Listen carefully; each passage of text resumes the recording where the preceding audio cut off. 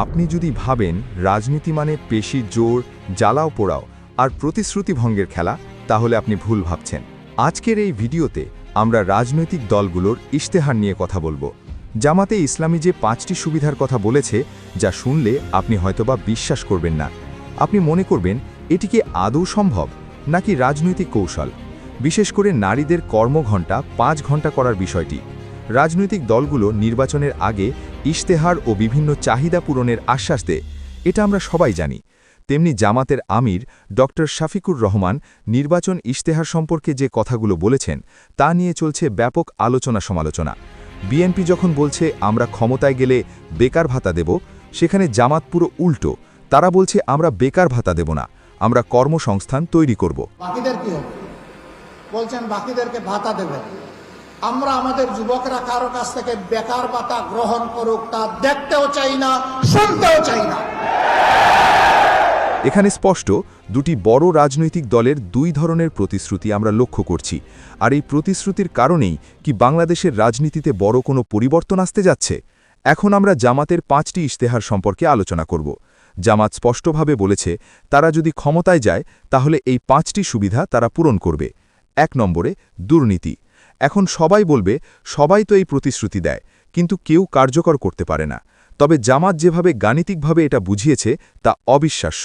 জামাতের আমির চীনের 1 কিলোমিটার রাস্তা তৈরির সাথে বাংলাদেশের 1 কিলোমিটার রাস্তা তৈরির সঙ্গে তুলনা করে গাণিতিক হিসেব দেখিয়েছেন বাংলাদেশে কি পরিমাণ দুর্নীতি হয়।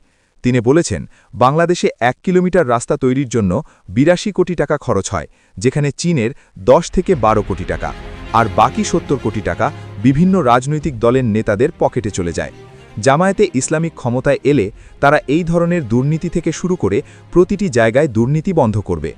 দ্বিতীয়ত, ন্যায় বিচার। একটা কথা প্রচলিত আছে, আইন সবার জন্য সমান, কিন্তু বাংলাদেশের প্রেক্ষাপটে আইন সবার জন্য সমান নয়। বিভিন্ন রাজনৈতিক দলের নেতাকর্মীরা পেশি শক্তি ব্যবহার করে আইনের অপব্যবহার করে, তাদের জন্য 7 খুন মাফ। জামায়াতে ইসলাম বলেছে, তারা ক্ষমতায় এলে এই ধরনের বিচার ব্যবস্থা ভেঙে ন্যায় ও ইনসাফের ভিত্তিতে বাংলাদেশ করবে। যেখানে একজন রিকশাওয়ালা অপরাধ করলে যে আইনে বিচার করা হবে, তেমনইভাবে একজন এমপি, মন্ত্রী অথবা প্রধানমন্ত্রীও অপরাধ করলে একই আইনে বিচার করা হবে। তৃতীয়ত, চাঁদাবাজি। বাংলাদেশে বড় বড় সমস্যাগুলোর ভিতর একটি বড় সমস্যা চাঁদাবাজি। আপনি ফুটপাতে চায়ের দোকান বা গুলশানের মতো বিত্তশালী এলাকায় বড় কর্পোরেট অফিসের মালিক, তবুও প্রভাবশালী রাজনৈতিক নেতাদের দিতে হবে চাঁদা। জামায়াতে ইসলামী বলেছে, তারা ক্ষমতায় গেলে এই ধরনের চাঁদাবাজি 0 টলারেন্সে নামিয়ে আনবে।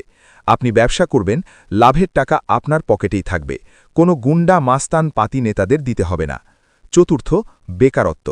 বর্তমান দেশে প্রায় লক্ষ লক্ষ শিক্ষিত বেকার রয়েছে, তাদেরকে প্রশিক্ষিত করার মাধ্যমে কর্মসংস্থান তৈরি করবে।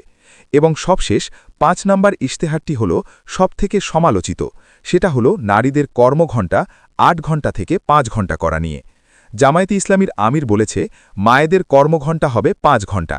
কারণ হিসেবে তিনি বলেছেন, নারীরা কর্মক্ষেত্রে 8 ঘণ্টা ডিউটি করার পর বাসায় গিয়েও আরও অনেক কাজ করতে হয়, আর এই বৈষম্য দূর করতেই তারা এই ধরনের কার্যক্রম হাতে নিয়েছে। 5 ঘণ্টা ডিউটি করলেও তারা 8 ঘণ্টার বেতন পাবেন, বাকি 3 ঘণ্টার টাকা সরকার বহন করবে। দর্শক, আপনাদের এই 5টি ইশতেহার সম্পর্কে অবশ্যই আপনাদের মতামত জানাবেন, আর এই চ্যানেলে নতুন হলে চ্যানেলটি সাবস্ক্রাইব করে বেল আইকনটি বাজিয়ে দেবেন।